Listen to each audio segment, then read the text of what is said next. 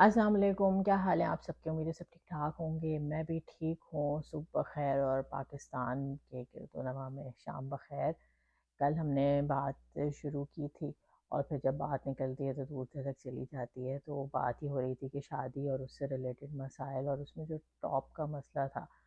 جو کہ اکثر خواتین کو پیش آتا ہے وہ ہے ڈومیسٹک وائلنس یا وربل ابیوز۔ لیکن اس کے بعد مزید میسیجز آئے کہ اور بھی بہت سارے ایکسپیکٹس ہیں۔ بات وہ یہ کہ بہت سارے ایکسپیکٹس ہیں اور بہت ساری ایسی چیزیں ہیں جن کو ہم ابھی تک مان ہی نہیں پائے کہ یہ کوئی بات ہے، اور اس میں ٹاپ پہ آتا ہے ایموشنل ابیوز۔ ایموشنل ابیوز کا مطلب ہے کہ جذباتی طور پہ آپ کسی کو اتنی اذیت دیں، اتنا تنگ کر دیں، یا اپنے جملوں سے، اپنی باتوں سے اس کو اتنا ڈیگریڈ کر دیں کہ وہ جو ہے اپنی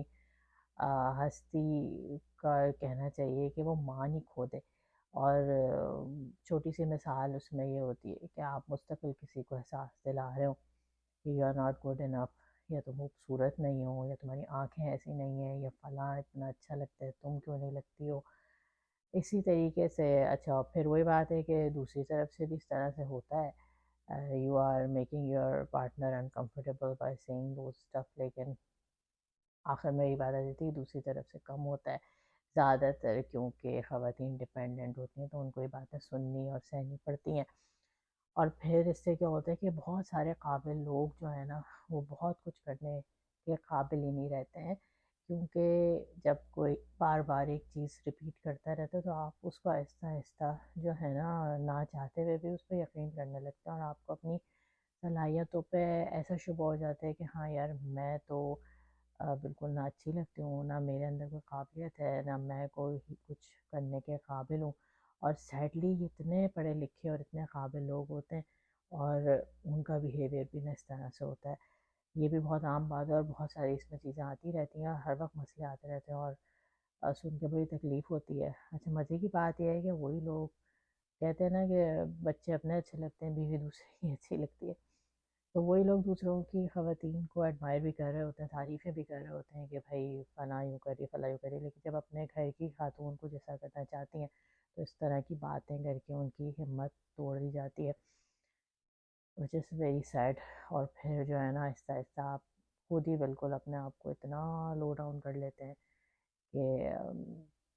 یعنی آپ کے لیے اس میں کچھ نہیں رہتا، یا پھر آپ کی زندگی میں آپ کے لیے کچھ نہیں رہتا۔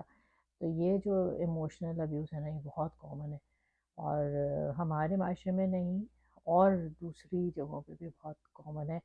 دوسری قومیتوں میں بھی بہت کامن ہے۔ جہاں جہاں پہ جو ہے نا وہ ایک برتری کا احساس آتا ہے وہاں پہ یہ بات جو ہے وہ آ جاتی ہے۔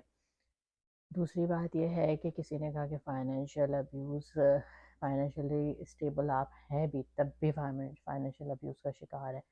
یہ بھی بہت صحیح بات ہے، کیونکہ یہ بھی مسائل آتے ہیں کہ بھائی سب کچھ آپ کر رہے ہیں، کما بھی رہے ہیں، لیکن آپ کو وہ سارا کا سارا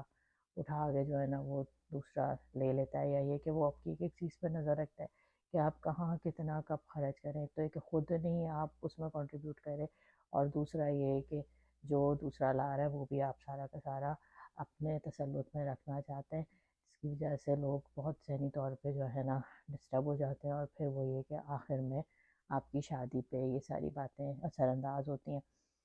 اچھا، دوسرا پہلو جو ہے نا مرد حضرات سے یا لڑکوں سے کبھی بات ہوتی ہے تو وہ اس بات پہ بھی بڑا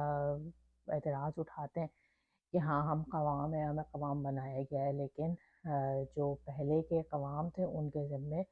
بیسک ذمہ داریاں اٹھانا تھا، اور وہ اس میں کامیاب بھی ہو جاتے تھے اور ان کو اس میں مسئلہ بھی نہیں ہوتا تھا۔ لیکن اب کیونکہ اس قدر کمپٹیشن اور اس قدر چکا چوند ہو گئی ہے کہ آپ کی بیوی کو جو ہے ویکیشنز پہ بھی جانا ہے، آپ کی بیوی کو جو ہے وہ برانڈڈ چیزیں بھی چاہیے جو کہ آبویسلی بہت مہنگی ہوتی ہیں، not every one can afford it.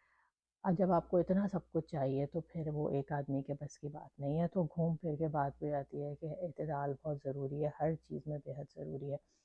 تو ظاہر ہے اگر میں ابیوز کی بات کر رہی ہوں تو میں ان چیزوں کی بات نہیں کر رہی ہوں۔ اگر آپ قناعت پسند ہیں، آپ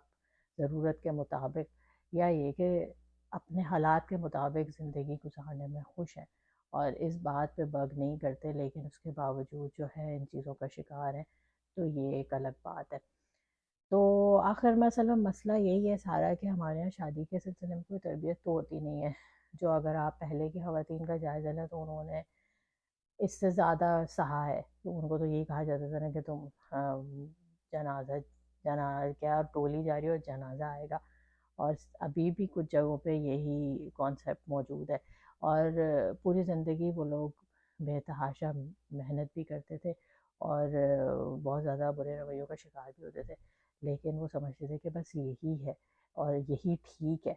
اب یہ کہ تھوڑی تھوڑی اویئرنیس آ رہی ہے، تو یہی وجہ ہوتی ہے کہ آپ